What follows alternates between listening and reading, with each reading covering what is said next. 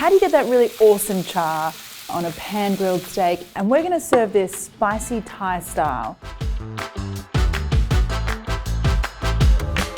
Crying tiger beef, it's like the tiger was crying because the beef was so good. No, I can't remember, no. I should look it, I'll look it up, because it is, I mean, why is it called crying tiger? Well, I did know the stories and I've forgotten. In ancient Thai culture, there were many cows in the forest, and then which people would tigers used to eat. The remains of cows that were hunted down and eaten by the tigers. Emotions and feelings like. It could also be that when the meat is grilled, the fat that accumulates in the muscle fibers is melted by the heat and drops like a tear.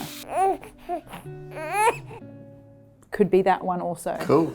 The point is that it is a very traditional Thai dish. The dipping sauce is amazing, but typically we would serve it with like a sticky rice, and it would be sort of eaten as part of a banquet meal. But my idea for this version of it is, I think it's a really beautiful summer dish and something that's really nice to be passing around and handing out, like in a lettuce cup kind of situation, fresh herbs, crunchy cucumber, salad things, Dax, which you don't really appreciate, but you can appreciate the steak. But I appreciate this. It's a good looking salad.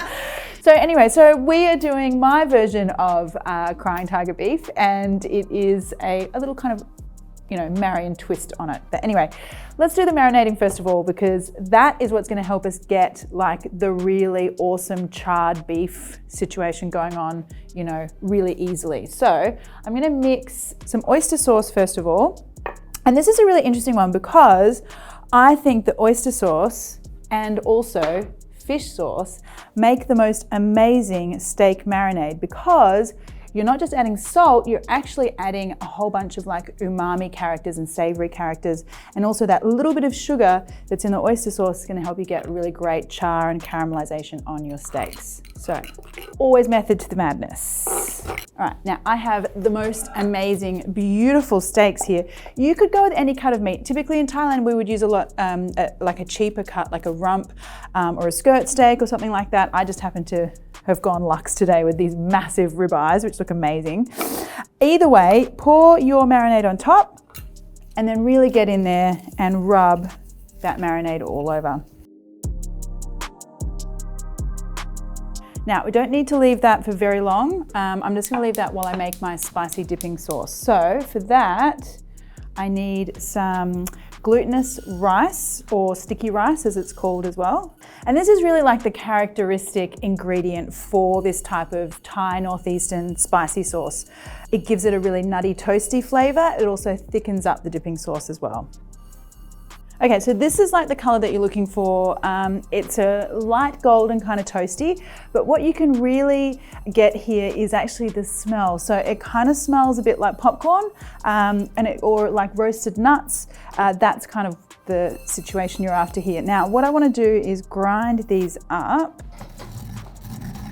And this is why using the glutinous rice or the sticky rice is much better than using a regular jasmine or a long grain, because the glutinous rice is softer when it's toasted and it's really easy to grind up. Okay, so we have this lovely fine powder here. Now for the rest of the sauce, I need some tamarind and some brown sugar. Traditionally that would be palm sugar, but brown sugar is a good substitute. And some fish sauce. Some lime juice. Okay, so chili powder as well. Now, traditionally this is really super spicy, so go hard on the chili if you can. And then a little bit of coriander here as well. All right, actually I need some shallots here too.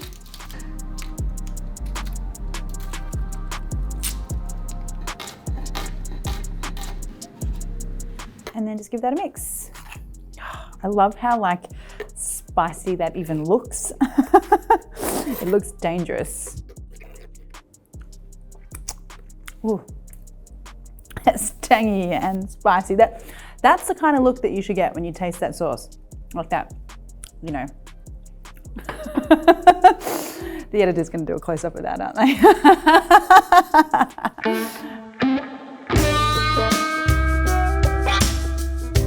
So now we can do our steaks. Now I wouldn't leave those steaks marinating overnight or anything. That marinade is like full on. It is full on salty and full on packed with umami. So overnight's gonna make it too salty in my opinion. So just that few minutes that it takes to make the sauce. The most important thing here though is that I want you to get your pan like so scary hot. It should be, you know, scary, like horror movie scary, you know? Because I'm gonna get the char first of all, and then I'm gonna turn the heat down and just slowly cook those steaks through. Okay, so that looks pretty good. I'm gonna just drizzle with a bit of oil. And now we get to the sizzling part.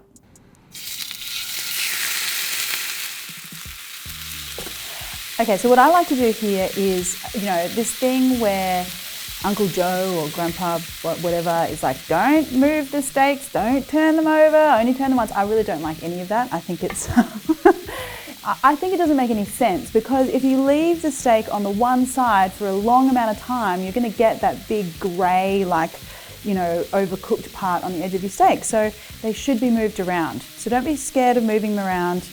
And then once you can see, I mean, almost instantly we have the most beautiful color on that steak. Like it's that lovely char that you get from that oyster sauce, that little bit of sweetness.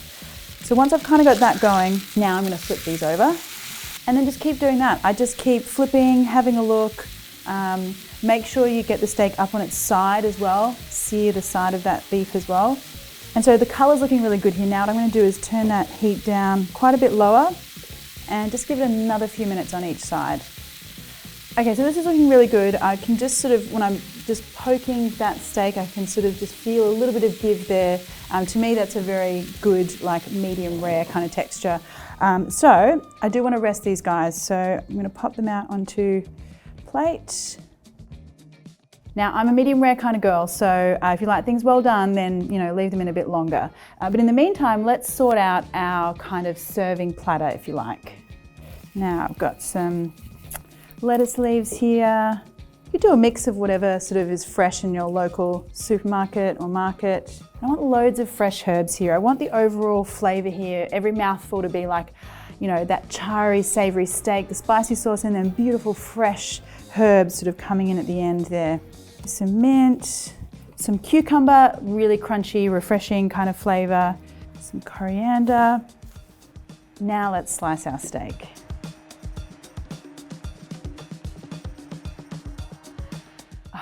I mean, you know,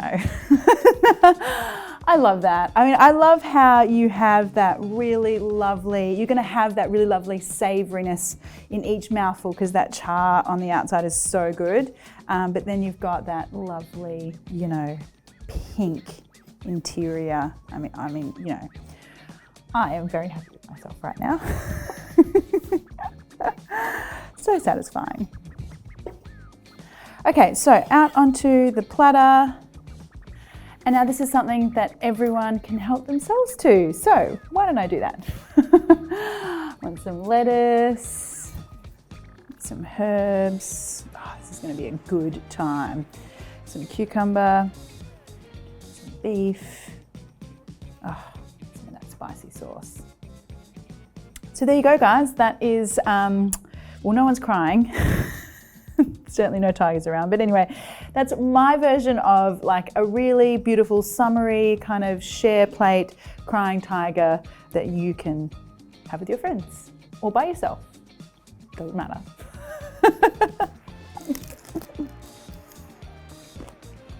Oh, wow. That mouthful, like it's just exploding, like the chili and the sauce and that beautiful steak, all the herbs. Yeah, it was like the biggest mouthful ever. So good. Hey friends, I hope you enjoyed that one. If you did, why not hit the like button? And even better, I would love so much if you would subscribe and even hit that little bell button so you get notified every time I release a new delicious video. Thanks guys.